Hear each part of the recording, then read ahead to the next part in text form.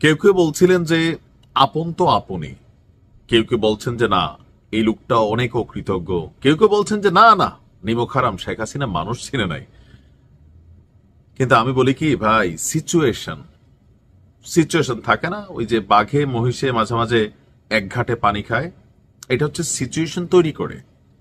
আওয়ামী লীগময় দেশে এখন জয় বাংলা বললেও কি পরিমাণ মায়ের কিল বিভিন্ন জায়গায় পড়ে দেখছেন তো। জয় এক জায়গায় বলতে হয়, দৌড় দিয়া দূরে গিয়ে আরেক জায়গায় বাংলা বলতে হয়। বাস্তবতাটা কিন্তু এইটাই। এখন চারদিকের এরকম পরিবেশ দেখা বাঘ কিন্তু এখন পোতাইয়া শিয়াল হয়ে যেতে হয়েছে। আর তার একটা বড় উজ্জ্বল প্রমাণ হচ্ছে আমাদের রাষ্ট্রপতি জনাব শাহাবুদ্দিন চুপ্পু। একটা ডায়লগ খেয়াল আছে, উনি বক্তব্য দিচ্ছিলেন, তো কে জানি বলতেছিল যে স্যার তুফান আসতেছে, তুফান। আরে বেটা আমি তো ঝড়, আমি তো তুফান তুলি, এই ডায়লগটা খেয়াল আছে তো। সেই তুফান তোলা রাষ্ট্রপতি আওয়ামী লীগ সরকার যাওয়ার পরে আমরা অনেকে ভাবছিলাম যে ওনার কপালে শনি আছে, কিন্তু দেখেন ক্ষমতা আল্লাহর পক্ষ থেকে আসে, ততক্ষণ আপনি তারা সরাইতে পারবেন না যতক্ষণ আল্লাহ তার ক্ষমতা থেকে সরাই নিচ্ছে। তো সামহাও যেমনি যেমনি হোক তিনি একটা স্টেবল পজিশনে অবস্থান করছেন। তবে এই ক্ষেত্রে বিএনপি কে ধন্যবাদ দিতে হয়, তারাও তাদের পলিটিক্যাল ইস্যুতে রাষ্ট্রপতিকে সরাইতে দেয় নাই। তো এই যে লকডাউনের দিন নানান আলোচনা সমালোচনার দিক দিয়ে আলোচনা আছে, এর ফাঁকি দিয়ে আমাদের রাষ্ট্রপতি একটা সাইন করছেন। এই সাইন নিয়ে আওয়ামী লীগের নেতাকর্মীরা রাষ্ট্রপতি শাহাবুদ্দিন চুপ্পুর 14 গোষ্ঠী উদ্ধার করছেন। ওই যে প্রথম যে শব্দগুলা বললাম এটা করছেন। এখন তার হাতে কি কোনো বিকল্প অপশন ছিল? নাই তো ভাই। নয়তো দেখবেন এই বঙ্গভবন গণভবন নিয়েও কিন্তু খেলা শুরু হয়ে যেত। ঐতিহাসিক জুলাই সনদ, সেই জুলাই সনদকে বাস্তবায়নের যে আদেশ, সেই আদেশে স্বাক্ষর করেছেন রাষ্ট্রপতি শাহাবুদ্দিন 13ই নভেম্বর, মানে সেই ঐতিহাসিক লকডাউনের দিনে দুপুরে এই আদেশে স্বাক্ষর করেন তিনি। এই আদেশের ভিত্তিতেই গণভোট হবে, যা খুবই গুরুত্বপূর্ণ।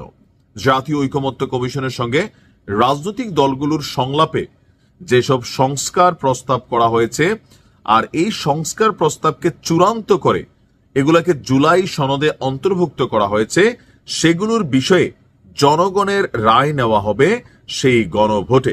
গণভোট কিভাবে দিবেন, গণভোট আসলে কি, আপনি হ্যাঁ ভোট দিলে কি হবে, না ভোট দিলে কি হবে, গণভোটে আপনার সিস্টেমটা কি, সবকিছু আমি আরেকটা ভিডিও আজকে দিচ্ছি, সেই ভিডিওটা দেখে নেবেন। কারণ অনেকে গণভোটটা কেন হচ্ছে, কি কারণে হওয়া উচিত, হ্যাঁ জিতলে কি হবে, না জিতলে কি হবে, কেন বিএনপি না বলছে জামাত হ্যাঁ বলছে, আমার ওই ভিডিওতে বিস্তারিত আছে, দেখে নেবেন। একই দিন আমরা দেখলাম যে ওনার এই স্বাক্ষরের পর এটা গ্যাজেটেড হয়ে গেছে। কারণ এই মুহূর্তে রাষ্ট্রের সবচেয়ে গুরুত্বপূর্ণ পদে যিনি বসে আছেন তিনি হচ্ছে রাষ্ট্রপতি মোহাম্মদ শাহাবুদ্দিন চুপ্পু। এখন আওয়ামী লীগের নেতাকর্মীদের মধ্যেও আসছে যারে শেখ হাসিনা দয়া করে ওনারে রাষ্ট্রপতি বানাইছে, শেখ রেহানার চাহিদা ছিল, কেউ কেউ বলছেন যে অ্যাসালমের রিকমেন্ডেশন ছিল।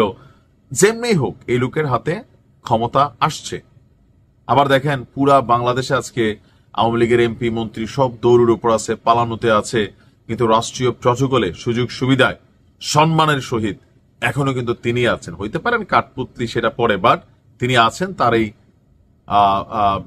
সাইন দেওয়ার বিষয়টা কোথাও না কোথাও এখানে খুবই গুরুত্বপূর্ণ।